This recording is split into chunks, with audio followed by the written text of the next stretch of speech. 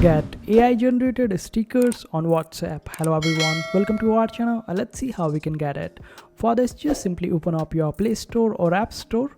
After that, search for WhatsApp. Then you would be able to find this option of update. Make sure that your WhatsApp is up to date because this kind of AI generated stickers are available in the latest version.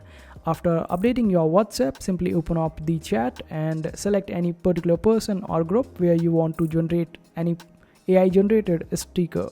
Go to these stickers and there you would be able to find the option of create. Simply click on it, describe the sticker that you want and select any of the sticker that you want to send.